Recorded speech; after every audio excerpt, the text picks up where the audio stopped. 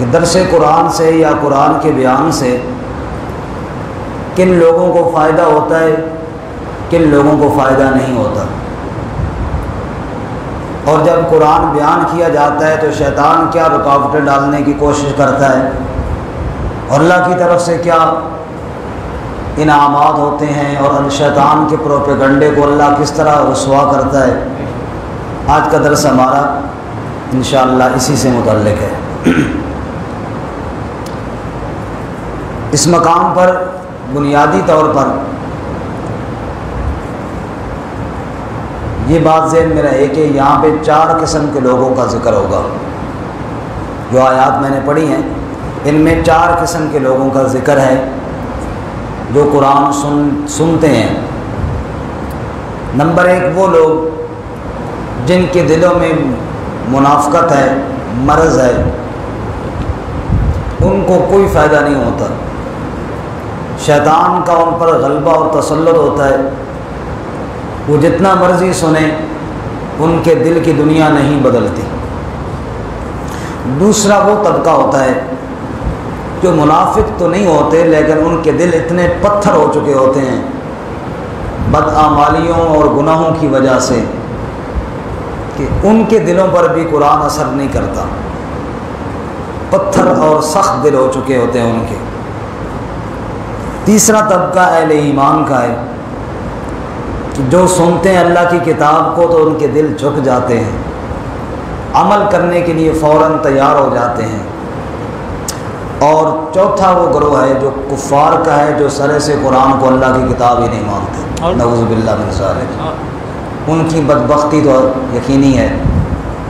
یہ 4 قسم کے لوگ ہیں۔ قرآن کا بیان یہ اللہ کے نبی صلی اللہ علیہ وسلم کی دعوت ہے، کیونکہ رسول اللہ صلی اللہ علیہ وسلم معلم بن کر آئے ہیں، اور آپ صلی اللہ علیہ وسلم کو تعلیم کے لیے جو نصاب اللہ نے دیا ہے وہ قرآن پاک عطا فرمایا ہے۔ اس لیے اللہ کے رسول صلی اللہ علیہ وسلم نے ارشاد فرمایا، خیرکم من تعلم القرآن وعلمہ، تم میں سب سے بہتر وہ شخص ہے جو قرآن سیکھے اور قرآن سکھائے۔ ہماری عملی کوتاہیاں اپنی جگہ پر، میں آپ سب سے زیادہ گناہ گار ہوں، لیکن اس میں کوئی شک نہیں کہ ہم جس محفل میں آپ بیٹھے ہیں یا جب ہم روزانہ درس قرآن کی محفل میں بیٹھتے ہیں، یہ عمل الحمدللہ بہت اونچا ہے اور انشاءاللہ ہماری نجات کا ذریعہ ہوگا انشاءاللہ۔ کیونکہ اللہ کے رسول صلی اللہ علیہ وسلم نے فرمایا کہ سب سے بہتر وہ ہے جو قرآن سیکھے اور قرآن سکھائے۔ یہاں پہ میں ایک حضرت امام ابو حنیفہ رحمۃ اللہ علیہ کا واقعہ بھی آپ کو سناؤں، بڑا دلچسپ واقعہ ہے۔ ایک شخص حضرت امام ابو حنیفہ رحمۃ اللہ علیہ کی خدمت میں آیا، اس نے آ کر اپنا ایک خواب بیان کیا۔ کہنے لگا، حضرت جی میں نے بڑی عجیب خواب دیکھی ہے۔ میں نے خواب میں دیکھا ایک شخص ہے، اس کے بکھرے ہوئے بال ہیں، بدصورت ہے، خوفناک حیت ہے، گندی شکل ہے، ڈراؤنی اس کی آنکھیں ہیں، اور زمین سے مٹی اور خاک اٹھا کے سر پہ ڈال رہا ہے اور چیخ رہا ہے اور کہہ رہا ہے میں لٹ گیا، میں برباد ہو گیا، میرا کچھ نہیں رہا۔ حضرت جی میں اس کو یہ دیکھ رہا تھا کہ آنکھ کھل گئی، اس کی تعبیر۔ حضرت امام ابو حنیفہ رحمۃ اللہ علیہ نے، چونکہ اللہ نے بڑا علم عطا فرمایا تھا، حضرت امام صاحب نے پوچھا یہ بتاؤ ان دنوں میں نیکی کا وہ کام جو تم پہلے نہ کرتے ہو، وہ ایسا کام شروع کیے؟ اس نے کہا جی اور تو کچھ نہیں، بس ہمارے چند دوست ہیں، ہم مل بیٹھتے ہیں، ایک آیت 2 آیت قرآن پاک کی سمجھ لیتے ہیں، جیسے اب ہماری یہ محفل ہے 2-4 آیتیں انشاءاللہ ہم سیکھ کر اٹھیں گے، تو اس طرح قرآن پاک کا سمجھنا، سیکھنا، سکھانا ہم نے شروع کر دیا ہے۔ امام صاحب نے فرمایا بس سمجھ آ گئی تعبیر، جب تم نے قرآن پاک کو سیکھنا سکھانا شروع کیا، یہ جو خواب میں تم نے دیکھا نا، یہ شیطان تھا جو چیخ رہا تھا اور شور کر رہا تھا کہ میں لٹ گیا، میرا کچھ نہ رہا۔ کیونکہ شیطان بھی سمجھتا ہے جہاں پر لوگ اللہ کی کتاب اور وحی کو سیکھنا شروع کر دیتے ہیں نا، وہ میرے بس سے پھر باہر نکل جاتے ہیں، کیونکہ شیطان کا علم وحی کے مقابلے میں ہے، اور جو اللہ کی وحی والا علم سیکھنا شروع کر دے تو شیطان چیختا ہوا وہاں سے بھاگتا ہے کہ اب میری تو ذلت پکی ہے، میری تو رسوائی پکی ہے، انہوں نے تو رب کا کلام سیکھنا شروع کر دیا ہے۔ پھر آگے حضرت امام صاحب رحمۃ اللہ علیہ نے اس کو یہ بات فرمائی اس تعبیر پوچھنے والے سے کہ ایک بات میری اب تو بھی یاد رکھ کہ جس طرح تو نے کتاب الہی کے ساتھ قربت اختیار کی نا تو شیطان کی چیخیں نکلیں، دھیان کرنا وہ بھی پلٹ کے تجھ سے بدلہ اسی طرح لے گا، اور بدلہ اس کا یہ ہے کہ وہ پوری کوشش کرے گا اور تجھے کتاب الہی سے دور کر دے گا۔ کبھی کوئی بات ذہن میں ڈالے گا، کبھی کوئی بات ذہن میں ڈالے گا، کبھی کوئی وسوسہ، جیسے ابھی پہلی آیت میں یہی بات ہے، کوئی خیالات ڈالے گا، کوئی مجبوریاں بتائے گا، کوئی اعتراض بتائے گا، کبھی درس دینے والے پر اعتراض بتائے گا، کبھی انتظامی امور پر کوئی شبہ بیان کرے گا، کبھی کوئی شبہ، کبھی کوئی اعتراض، کہیں نہ کہیں سے کوئی بات تیرے دل میں ڈال کرنا تجھے کتاب الہی سے دور کرنے کی کوشش کرے گا۔ اور دھیان کرنا اگر کوئی ایسا خیال دل میں آئے تو فوراً اعوذ باللہ من الشیطان الرجیم پڑھ لینا، یہ شیطان بے ایمان ہوگا جو تجھے اللہ کی کتاب سے دور کرنے کی کوشش کر رہا ہوگا۔ تو اللہ ہم سب کو شیطان کے شر سے محفوظ فرمائے۔ رسول اللہ صلی اللہ علیہ وسلم نے نہیں فرمایا جو کتاب اللہ کی ایک آیت سیکھ لیتا ہے 100 رکعت نماز نفل پڑھنے سے افضل ہے۔ 100 رکعت نماز پڑھنا کوئی آسان کام ہے؟ بندہ پڑھے تو پڑھ کے تھک جائے، اور اللہ کے کلام کی ایک آیت سمجھ کے بشرطے کہ قرآن مقدس ثواب کی کتاب ضرور ہے، اس میں کوئی شک نہیں، لیکن قرآن کا مقصد صرف یہ نہیں، میں بارہ عرض کرتا ہوں، صرف یہ مقصد نہیں ہے کہ بس ثواب کے لیے پڑھ لو، قرآن کا مقصد ہے اس کو سمجھو اور پھر اس پر عمل کرو، یہ مقصد ہے قرآن پاک کا۔ اور اس کی مثال یوں ہے کہ میرے رشتہ دار کئی باہر مجھے خط لکھیں اور میں جناب ان کا خط بڑی محبت کے ساتھ چوم چاٹ کے بند کر کے رکھ دوں، روزانہ صبح اس کی زیارت کر لوں، لیکن مجھے پتہ نہ ہو کہ اس میں کیا لکھا ہے، تو یہ محبت کسی کام کی نہیں ہوگی۔ ٹھیک ہے عقیدت ضرور ہوگی، اس کو پتہ چلے گا تو شاید خوش بھی ہو جائے کہ یار میرے خط کی بڑی قدر کر رہے ہیں، لیکن اگر انہوں نے خط میں کوئی مجھے کام بتایا اگر میں نے وہ ہی نہیں پڑھا تو خط کا فائدہ چومنے کا کوئی نہیں ہوگا۔ یہی مثال ہے، رب العالمین قرآن میں کہتے ہیں ھذا بلاغ للناس، یہ لوگوں کے لیے پیغام ہے۔ اب پیغام تبھی ہم سمجھیں گے نا کہ اس کو سیکھیں گے کہ اللہ نے کیا پیغام دیا ہے۔ تو اللہ تعالیٰ ہمیں سیکھ کر سمجھ کے عمل کی توفیق عطا فرمائے۔ سنیے ذرا اللہ تعالیٰ کیا فرماتے ہیں۔ فرمایا وَمَا أَرْسَلْنَا مِن قَبْلِكَ مِن رَّسُولٍ وَلَا نَبِيٍّ، اے میرے محبوب صلی اللہ علیہ وسلم، آپ سے پہلے بھی ہم نے جو رسول اور نبی بھیجے الا اذا تمنا، تمنا کا معنی قرا بھی ہے، تمنا کے معنی میں بھی ہے، آرزو میں بھی۔ نبی قرآن پڑھتے اور نبی کی آرزو بھی یہی ہوتی کہ لوگ اللہ کی کتاب کو مان لیں، تو تمنا بھی نبی کی وہی ہے، نبی کی پڑھنا بھی وہی ہے۔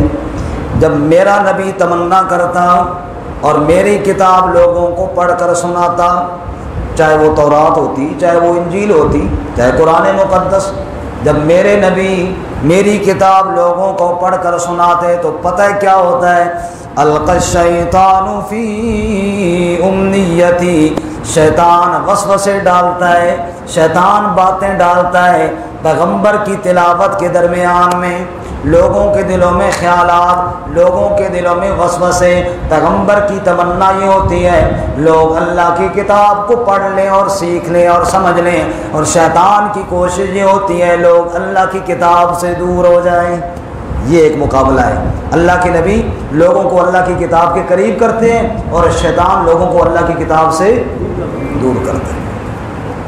اور اسی طرح اللہ تعالیٰ فرماتے ہیں سورہ انعام میں وَإِنَّ الشَّيَاطِينَ لَيُوحُونَ إِلَىٰ أَوْلِيَائِهِمْ لِيُجَادِلُوكُمْ، شیطان اپنے دوستوں کی طرف پیغام پہنچاتے ہیں، پوری کوشش کرتے ہیں تاکہ لوگ اللہ کی کتاب سے دور ہو جائیں۔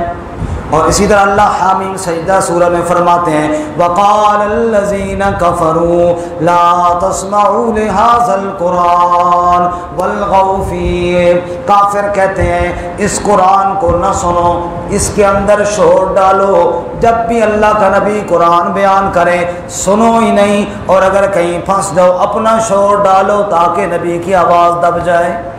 اور سورہ یونس میں اللہ کافروں کا ذکر کرتے ہوئے فرماتے ہیں وَقَالَ الَّذِينَ لَا يَرْجُونَ لِقَاءَنَا ائْتِ بِقُرْآنٍ غَيْرِ هَٰذَا أَوْ بَدِّلْهُ، بعض کافر آ کر کہتے ہیں یہ قرآن ہمیں پسند نہیں، یہ ہم نہیں سننا چاہتے، کوئی اور قرآن لے آ یا اس کے اندر تبدیلی کر دے پھر ہم سنیں گے۔ نعوذ باللہ، یہ ان کے مطالبے، اصل مطالبہ شیطان کا، شیطان اپنے کارندے کھڑے کر دیتا ہے جو رکاوٹیں ڈالتے ہیں، جو اللہ کی کتاب سے دور کرنے کی کوشش کرتے ہیں۔ پہلی بات اللہ نے یہ بتائی کہ میرے نبی میری آیات لوگوں تک پہنچاتے ہیں، اور شیطان اللہ کی آیات سے لوگوں کو کیا کرتا ہے جی؟ دور کرتا ہے۔ پھر کیا ہوتا ہے جی؟ فَيَنسَخُ اللَّهُ مَا يُلْقِي الشَّيْطَانُ، پھر اللہ مٹا دیتا ہے شیطان کی ڈالی ہوئی باتوں کو، شیطان کے وسوسوں کو اللہ مٹا دیتا ہے۔ ثُمَّ يُحْكِمُ اللَّهُ آيَاتِهِ، جب شیطان کے وسوسے مٹ جاتے ہیں پھر اللہ اپنی آیتوں کو ایمان والوں کے دلوں میں ثابت کر دیتا ہے۔ اللہ ہمیں شیطان کے وسوسوں سے بچائے۔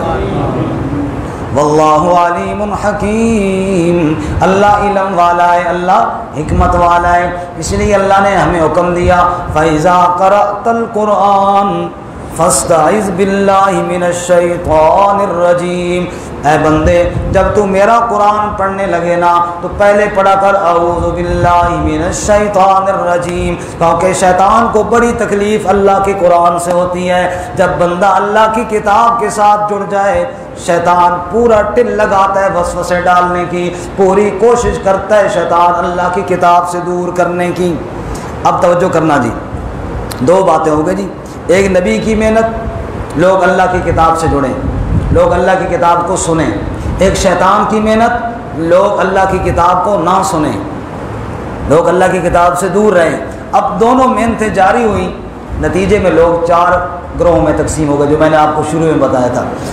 پہلے دو گروہوں کا ذکر پہلی اگلی آیت میں اکٹھا ہے جی، لِيَجْعَلَ مَا يُلْقِي الشَّيْطَانُ فِتْنَةً لِلَّذِينَ فِي قُلُوبِهِم مَّرَضٌ وَالْقَاسِيَةِ قُلُوبُهُمْ، جو باتیں شیطان نے ڈالی ہیں نا وہ آزمائش بن جاتی ہیں، وہ فتنہ بن جاتی ہیں ان لوگوں کے دلوں کے لیے جن کے دلوں میں مرض ہے، جن کے دلوں میں بیماری ہے، جس کے دل میں منافقت ہے، مرض سے مراد منافقت، جس کے دل میں منافقت ہے، جس کے دل میں اخلاص نہیں ہے، اللہ کی کتاب سننے کے لیے آئے بھی صحیح تو فائدہ نہیں ہوتا۔ کیوں کہ کتاب الہی اس کے دل میں اثر کرتی ہے جس کے دل کے اندر اخلاص موجود ہوتا ہے۔ ان فی ذالک لذکریٰ لمن کان لہ قلب او القی السمع وہو شہید۔ دوسری جگہ اللہ فرماتے ہیں قرآن پاک نصیحت تو ہے لیکن اس بندے کے لیے نصیحت ہے جس کے پاس سلامتی والا دل ہو، منافقت والا دل نہ ہو۔ اللہ نے اخلاص نصیب فرمائے، آمین۔ اللہ منافقت سے ہماری حفاظت فرمائے، آمین۔ منافقت اتنی گندی مرض ہے میرے بھائی، اللہ کی کتاب بھی اثر نہیں کرتی، اللہ کی کتاب بھی اثر نہیں کرتی، اللہ کے نبی کی بات بھی اثر نہیں کرتی اگر دل میں منافقت ہو تو۔ آپ کو ایک مثال سناؤں، رسول اللہ صلی اللہ علیہ وسلم نے نماز کا سلام پھیرا، ایک بندہ کھڑا ہو گیا اور کھڑا ہو کر دو بچوں کی شکایت لگانے لگا، اے اللہ کے نبی یہ دو بچے ہیں نا انہوں نے بڑا تنگ کیا ہوا ہے، میرے گھر میں کھجور کا ایک درخت ہے اور یہ جناب پتھر مارتے ہیں اور اس سے کھجوریں گراتے ہیں اور بڑا انہوں نے تنگ کیا ہوا ہے۔ اللہ کے نبی نے پوچھا یہ بچے کس کے ہیں؟ بتایا گیا جی یا رسول اللہ ان کے باپ تو شہید ہو گئے تھے جنگ میں، یتیم بچے ہیں۔ آپ کو ترس آیا، آپ نے فرمایا یار وہ جو کھجوروں کا ایک درخت ہے جس کی ٹہنی ان کے گھر کی طرف جھکی ہے، جس کو یہ پتھر مارتے ہیں اور کھجوریں گراتے ہیں، یار یہ یتیم بچے ہیں، اگر تو انہی کو دے دے تو میں تجھے جنت میں کھجور کے درخت کی ضمانت دیتا ہوں۔ اللہ اکبر۔ لیکن منافقت دل میں ہو کہاں اثر کرتی ہے بات؟ لِيَجْعَلَ مَا يُلْقِي الشَّيْطَانُ فتنۃ للذین فی قلوبہم مرض، رب کہتا ہے جن کے دل میں مرض ہے شیطان کی بات ان کے دل پہ چل جاتی ہے، اللہ اس کے رسول کی بات اثر نہیں کرتی۔ جب آپ نے یہ بات کہی تو وہ آگے سے کہنے لگا اے اللہ کے نبی میں نے شکایت اس لیے لگائی تھی کہ آپ ان کو منع کریں، آپ تو الٹا مجھے ہی کہہ رہے ہیں کہ درخت ان کو دے دو، مجھے یہ والا سودا قبول نہیں ہے، مجھے یہ سودا قبول نہیں ہے۔ ایمان سے سوچیں، جنت گویا کہ اس کے پاس آئی اور اس نے ٹھکرا دی۔ جنت کا سودا کرنا تھا نا اللہ کے نبی سے، لیکن ٹھکرا دی۔ اسی لیے علماء فرماتے ہیں نا، دیکھا کریں، غور کیا کریں، کئی موقع ہمارے پاس آتے ہیں ایسے کہ بس جنت کا سودا ہونے والا ہوتا ہے اور ہم نظر انداز کر دیتے ہیں اور گویا کہ جنت کو چھوڑ کر چلے جاتے ہیں۔ مثال کے طور پہ آپ جا رہے ہیں، آپ نے دیکھا کوئی لاچار ہے، کوئی مجبور ہے، کہیں گرا پڑا ہے، اب آپ ایک تو یہ کہ دیکھ کے چپ کر کے چلے جائیں، دوسرا یہ ہے کہ آپ اپنی گاڑی روکیں اور اس کو وہاں سے اٹھائیں اور جناب جو آپ کر سکے اس کی خدمت وہ کریں، یہ گویا کہ جنت کا سودا آپ نے کر لیا۔ تو جنت آئی چل کر اس کے پاس، اس نے کہا مجھے یہ سودا قبول نہیں ہے، لیکن ادھر ایک مخلص ایمان والا بولا یا رسول اللہ وہ جو جنت کے کھجور کے درخت کی آپ بات کر رہے ہیں وہ اسی کے ساتھ وعدہ ہے یا کسی اور کو بھی مل سکتا ہے؟ آپ ہمیں اللہ کے بندے، جو بندہ بھی ان یتیم بچوں کو کھجور کا درخت خرید کر دے اسی کے ساتھ وعدہ ہے۔ وہ صحابی اس منافق کو لے کر باہر گئے اور کہا تو مانگ، کیا مانگتا ہے اس درخت کا؟ تم کیا دے گا؟ انہوں نے کہا میرا باغ پتہ ہے نا وہاں، جی وہ سارا باغ تم لے لے، یہ درخت جلدی سے مجھے دے، سودا کر میرے ساتھ۔ منافق بڑا خوش ہوا، پورا باغ لے رہا ہوں اور ایک درخت دے رہا ہوں، لیکن خدا کی قسم مخلص صحابی اس سے بھی زیادہ خوش ہوا کہ میں نے دنیا کا باغ دے کر جنت کا سودا کر لیا ہے۔ جس کے دل میں منافقت ہو نا اس کے دل میں بات اثر نہیں کرتی۔ رسول اللہ صلی اللہ علیہ وسلم کی ایک دعا سن لیجئے اور یاد کر کے پڑھیے، نہیں تو اپنے الفاظ میں پڑھیے، دعا سنیے، اللہم طہر قلبی من النفاق، اللہم طہر قلبی من النفاق وعملی من الرياء ولسانی من الكذب وعینی من الخیانہ فإنك تعلم خائنة الأعین وما تخفی الصدور۔ اے اللہ میرے دل کو نفاق سے پاک کر، میرے عمل کو ریا سے پاک کر، میری آنکھ کو خیانت سے پاک کر۔ اے اللہ تو دلوں کی خیانت کو، آنکھوں کی خیانت کو بھی جانتا ہے، دلوں میں چھپی ہوئی باتوں کو بھی تو جانتا ہے۔ اس لیے اللہ تعالیٰ فرماتے ہیں جو بندہ اللہ کی قرآن کے سننے کے لیے آئے لیکن مخلص دل لے کر نہ آئے، اس کے دل میں شیطان کا حملہ کامیاب ہو جاتا ہے۔ لِيَجْعَلَ مَا يُلْقِي الشَّيْطَانُ فِتْنَةً لِلَّذِينَ فِي قُلُوبِهِم مَرَضٌ، مریض دل میں شیطان کا حملہ ہو جاتا ہے۔ اور نمبر 2 والقاسیۃ قلوبہم، جزاک اللہ، نمبر 2 والقاسیۃ قلوبہم، سخت دل والوں پر بھی شیطان کا حملہ چل جاتا ہے۔ اللہ دلوں کی سختی سے بھی محفوظ فرمائے، جس کے دل میں نرمی نہیں ہے۔ ایک شخص نے دیکھا اللہ کے نبی صلی اللہ علیہ وسلم اپنے پیارے نواسوں کو نا چوم رہے ہیں، حسنین کریمین رضی اللہ تعالیٰ عنہما، ان کی بھی قسمت کی کیا بات تھی، رسول اللہ کے کندھوں پہ سواریاں، آپ صلی اللہ علیہ وسلم چوم رہے ہیں اور آپ فرمایا کرتے تھے یہ میرے پھول ہیں، اور آپ صلی اللہ علیہ وسلم ممبر پہ ساتھ بٹھا لیا کرتے تھے۔ عرب کے اس معاشرے میں جہاں بچوں کو چومنا تو بڑا عجیب سمجھا جاتا تھا، ایک شخص نے کہا آپ ان کو چوم رہے ہیں نواسوں کو؟ آپ فرمایا جی، کہا میرے تو 10 بچے ہیں، میں نے تو کبھی کسی کو نہیں چوما۔ جزاک اللہ، آج تک کمال ہی ہو گئی تھی، اللہ جزائے خیر عطا فرمائے۔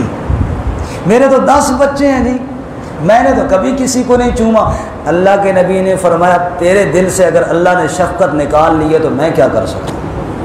تیرے دل سے اگر اللہ نے شفقت نکال لی ہے تو میں کیا کر سکتا ہوں؟ معلوم ہوا اللہ کے نبی نے فرمایا کہ دل میں شفقت ہونی چاہیے، دل میں رحم ہونا چاہیے، دل کی سختی سے اللہ کی پناہ مانگو۔ قرآن میں اللہ فرماتے ہیں پہلے سپارے میں ثم قست قلوبکم من بعد ذالک فہی کالحجارۃ او اشد قسوہ، بعض لوگوں کے دل پتھروں کی طرح ہو جاتے ہیں۔ پھر فرمایا پتھر کیا، پتھر سے بھی سخت ہو جاتے ہیں. وَإِنَّ مِنَ الْحِجَارَةِ لَمَا يَتَفَجَّرُ مِنْهُ الْأَنْهَارُ، بعض پتھروں سے تو نہریں جاری ہوتی ہیں. وَإِنَّ مِنْهَا لَمَا يَشَّقَّقُ فَيَخْرُجُ مِنْهُ الْمَاءُ، بعض پتھر پھٹ جاتے ہیں ان سے پانی نکلتا ہے. وَإِنَّ مِنْهَا لَمَا يَهْبِطُ مِنْ خَشْيَةِ اللَّهِ، بعض پتھر پہاڑ کی چوٹی سے نیچے گر جاتے ہیں اللہ کے ڈر اور خوف کی وجہ سے. لیکن ظالموں، تمہارے دل پر نہ اللہ کی بات اثر کرتی ہے نہ اللہ کے رسول کی بات اثر کرتی ہے، تمہارے دل تو پتھروں سے بھی سخت ہو گئے. اللہ دلوں کی سختی سے محفوظ فرمائے. سب کہو آمین. اللہ دل کی نرم بنائے اللہ تعالیٰ. جس کے دل میں رحم نہیں، جس کے دل میں محبت نہیں، اس کے دل پہ قرآن کیا اثر کرے گا، اللہ کی بات کیا اثر کرے گی. تو یہ دو قسم کے وہ طبقے ہیں جی جن کے اوپر شیطان کا وار چل گیا جی. اس لیے آگے اللہ فرماتا ہے وَإِنَّ الظَّالِمِينَ لَفِي شِقَاقٍ بَعِيدٍ، پھر ظالم دور کے گمراہی میں جائیں گے. جب کتاب الہی سے ہدایت نہیں ملے گی پھر بندہ گمراہی ہوگا. اللہ اس گمراہی سے بچائے. سب کہو آمین. آمین. اب جناب تیسرا کرو اہل ایمان کا بھی سنیے. وَلِيَعْلَمَ الَّذِينَ أُوتُوا الْعِلْمَ أَنَّهُ الْحَقُّ مِنْ رَبِّكَ، جو اہل علم ہیں یعنی جو جانتے ہیں کہ یہ قرآن کس کا کلام ہے، اللہ، یہ میرے رب کا کلام ہے، یہ اس ذات کا کلام ہے جو وحدہ لا شریک ہے. اتر کر ہرا سے سوئے قوم آیا اور ایک نسخہ کیمیا ساتھ لایا. جسے خام کو جس نے کندن بنایا، کھرا اور کھوٹا الگ کر دکھایا.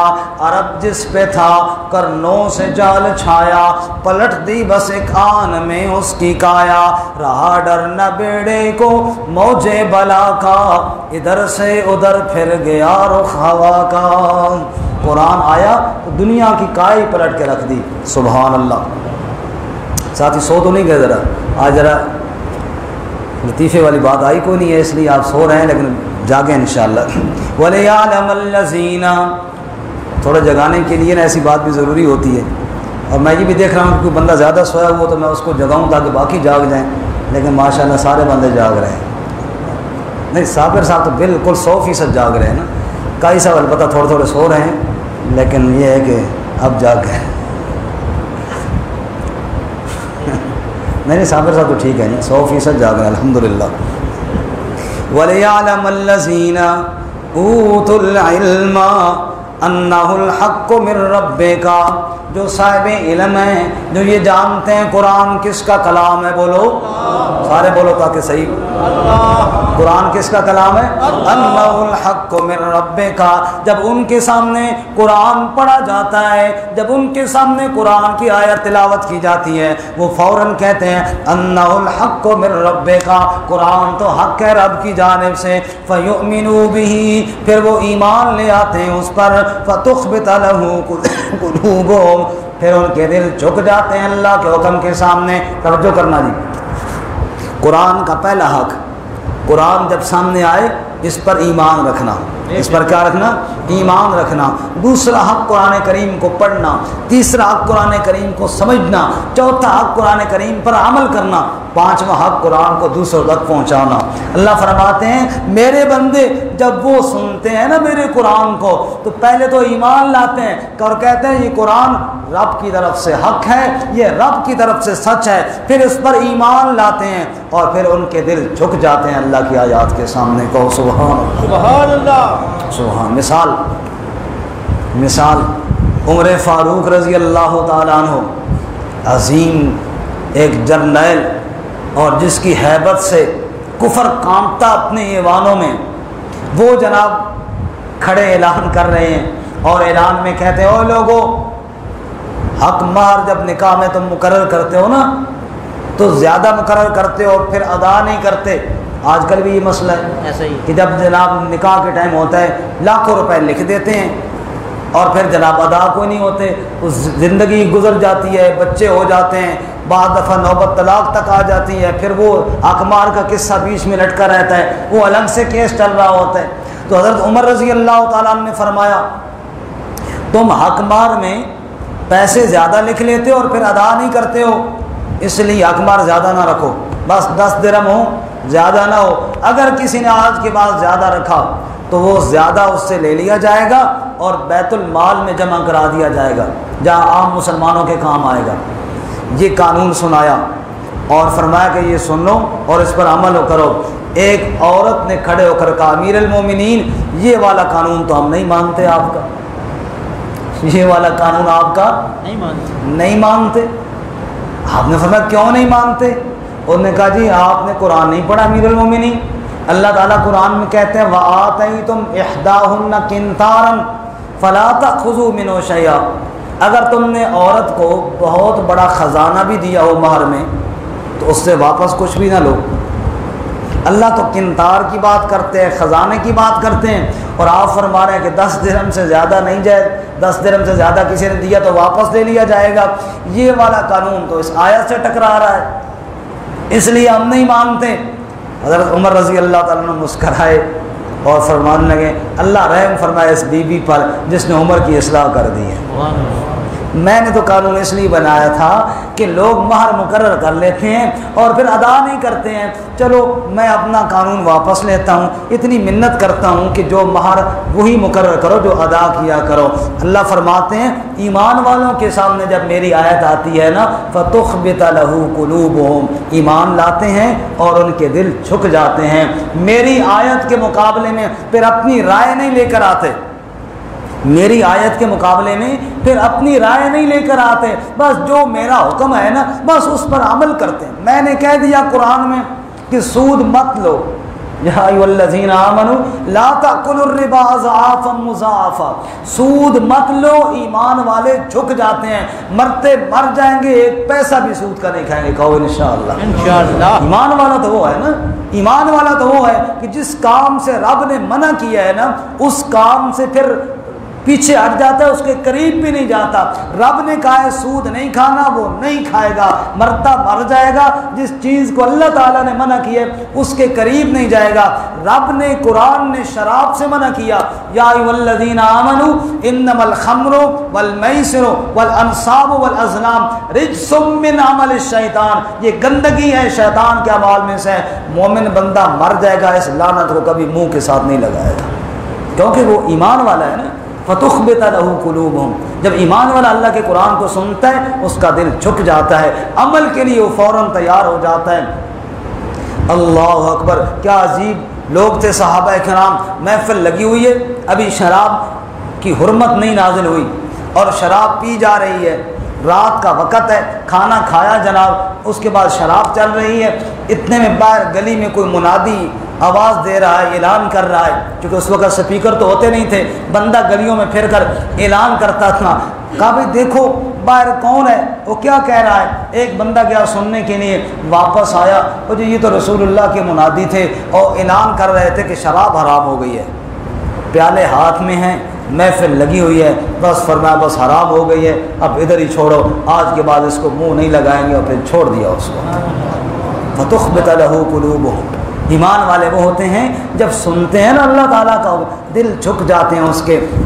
ایمان والے ایسے ہوتے ہیں احد سے زخم کھا کے واپس لوٹے, کفار نے ڈرایا دھمکایا, ان الناس قد جمعوا لکم فخشوہم فزادہم ایمانا وقالوا حسبنا اللہ ونعم الوکیل. قرآن بیان کرتا ہے 4 پارے میں سورہ آل عمران میں, کفار نے پھر ڈرایا, زخمی صحابہ کو ڈراؤ تاکہ آئندہ کبھی میدان میں نہ آئیں. کہا جی کافر پھر اکٹھے ہو رہے ہیں تمہارے مقابلے میں, نکلو ان کے مقابلے میں اگر جرت ہے, یا ڈر جاؤ ان سے معافی مانگو. اللہ فرماتے ہیں فزادہم ایمانا وقالوا حسبنا اللہ ونعم الوکیل, ایمان بڑھ گیا اور کہنے لگے ہمیں ہمارا رب کافی ہے. سبحان اللہ.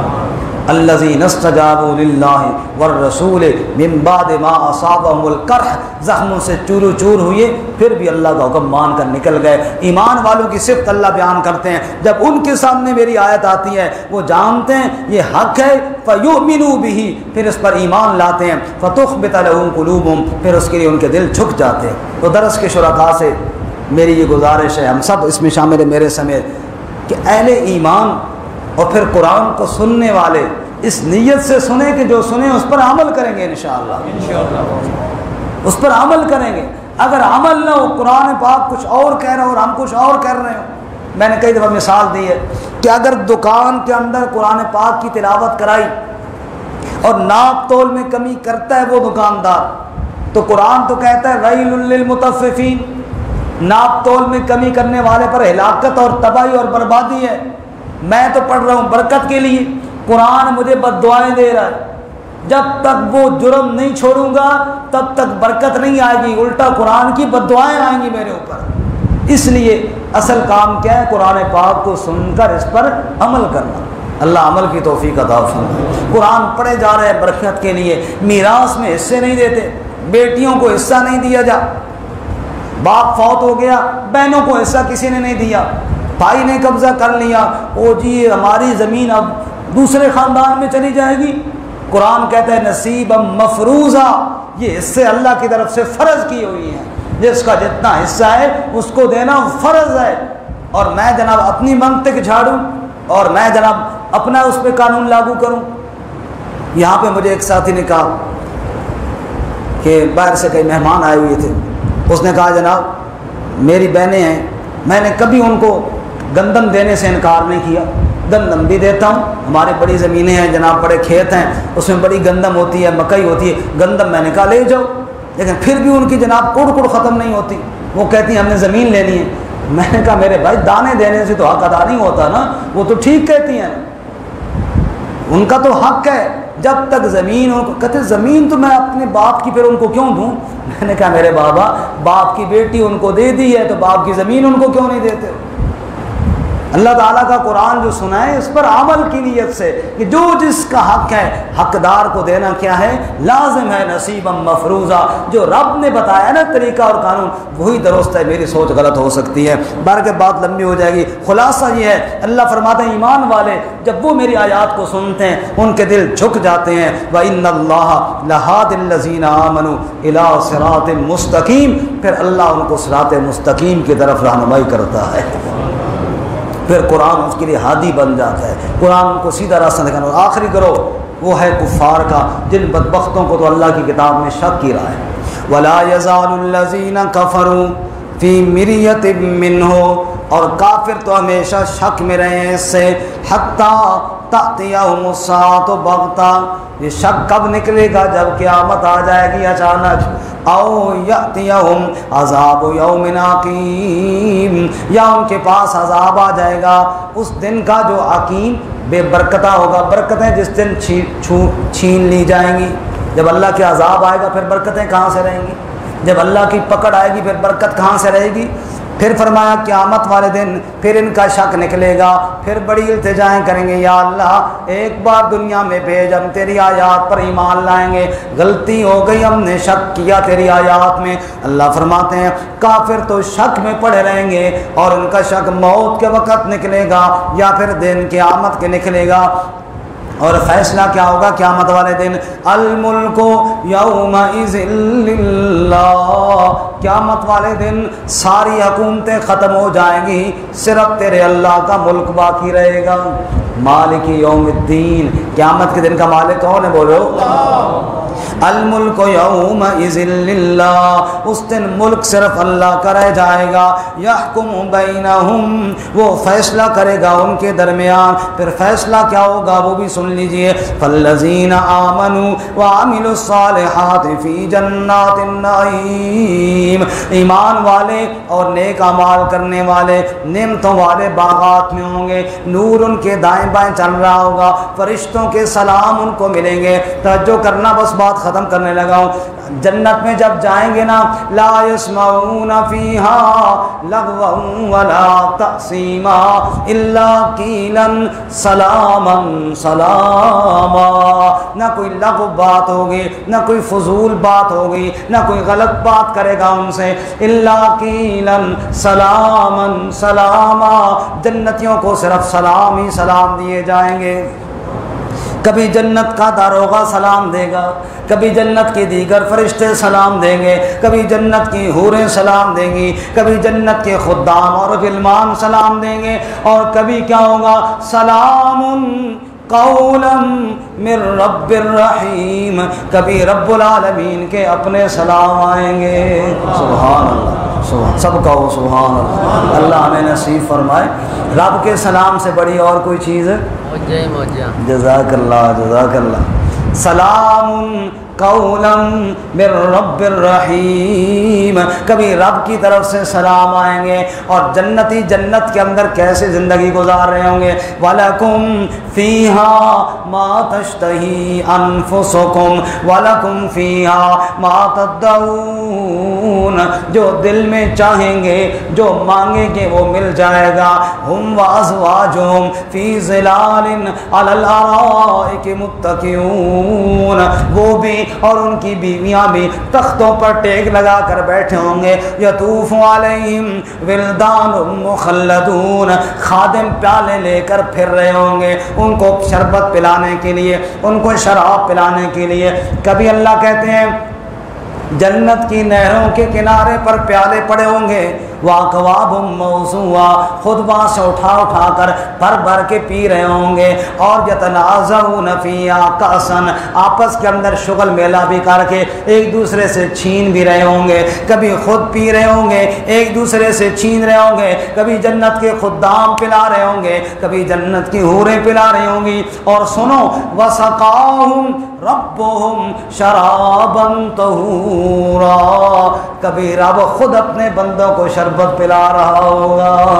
فرمایا فالذین آمنوا وعملوا الصالحات فی جنات النعیم، نعمتوں والے باغات میں ہوں گے۔ ولمن خاف مقام ربہ جنتان فبأی آلاء ربکما تکذبان، ایسے دو باغ اللہ عطا فرمائیں گے، فیہما عینان تجریان، جن کے اندر چشمے جاری ہوں گے۔ فبأی آلاء ربکما تکذبان فیہما من کل فاکہۃ زوجان، ہر قسم کے پھل ہوں گے۔ فبأی آلاء ربکما تکذبان فیہن قاصرات الطرف لم یطمثہن انس قبلہم ولا جان، نظروں کو جھکانے والی باادب بیویاں ہوں گی۔ کأنہن الیاقوت والمرجان، گویا کہ یاقوت اور مرجان کے موتی ہیں۔ فبأی آلاء ربکما تکذبان ومن دونہما جنتان، ان کے علاوہ اور باغ بھی ہوں گے۔ مدہامتان، گھنے سایوں والے ہوں گے۔ فیہما عینان نضاختان، چشمے ان کے اندر اچھل رہے ہوں گے فوارے کی طرح۔ یہ ساری نعمتیں رب نے تمہارے لیے تیار کی ہیں۔ دنیا میں آؤ، اللہ کی کتاب کو سنو، جو کتاب الہی حکم دے اس کے سامنے جھک جاؤ، اللہ کی کتاب کو مان لو، عمل پیرا ہو جاؤ۔ اللہ کہتے ہیں تم میری کتاب کی مان لو، مرنے کے بعد جو تیرے جی میں آئے گا میں بات پوری کر دوں گا۔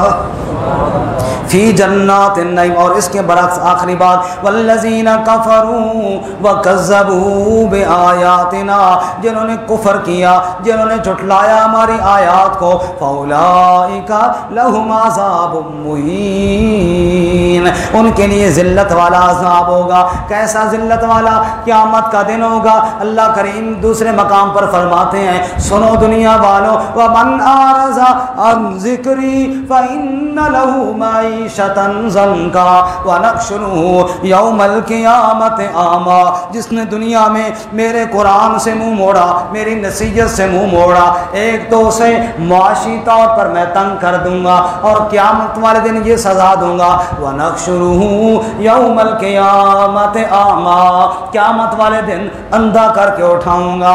قال رب لم حشرتنی اعمی، پھر وہ پوچھے گا اے میرے پروردگار تو نے مجھے اندھا کر کے کیوں اٹھایا؟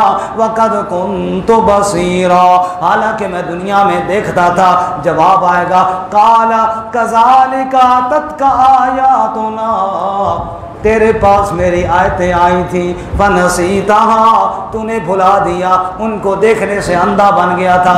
وکذالک الیوم تنسیٰ، آج میری رحمت نے تجھے بھلا دیا۔ اللہ ہمیں کتاب الہی اسی کے ساتھ جڑا رہنے کی توفیق عطا فرمائے۔ ساری گفتگو کا خلاصہ یہ نکلا، اللہ فرماتے ہیں میں اپنے نبیوں کو کتاب دے کر بھیجتا ہوں، اور میرے نبی میری کتاب لوگوں کے سامنے بیان کرتے ہیں۔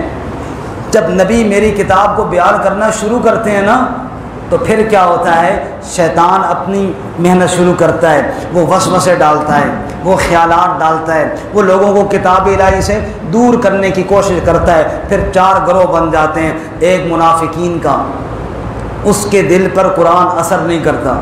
دوسرا پتھر دل لوگ، سخت دل لوگ، منافق تو نہیں ہوتے، اتنے گناہ کرتے ہیں نا، اتنے گناہ کہ گناہوں میں رچ بس جاتے ہیں، خواہشات کے بندے بن جاتے ہیں، اور پھر اللہ کی کتاب ان کے دلوں میں بھی اثر کوئی نہیں کرتی۔ تیسرا گروہ اہل ایمان کا ہے، وہ سنتے ہیں، ان کے دل جھک جاتے ہیں، عمل کرتے ہیں۔ چوتھا گروہ کافروں کا ہے، جو شک میں پڑے رہتے ہیں۔ اللہ فرماتے ہیں لوگوں ایمان لے آؤ، میری کتاب سنو، دل جھکا لو، عمل کرو، آخرت میں جنت تمہاری ہے۔ اللہ تعالیٰ عمل کی توفیق عطا فرمائے۔ وآخر دعوانا